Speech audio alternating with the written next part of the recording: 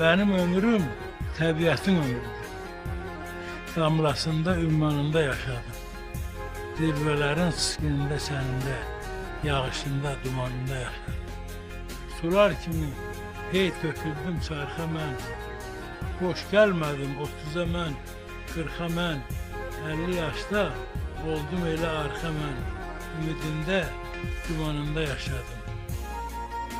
Dərd ürəkdə, əsrin yükü çiyində, ağır başda, qaçırğalar beyində, aha döndüm ürəklərin heyində. Kədər oldum, kamanında yaşadım. Ürəyində buz yaşamaq faciə, yarasında duz yaşamaq faciə, çox yaşamaq, az yaşamaq faciə. Mən zamanı zamanında yaşadım.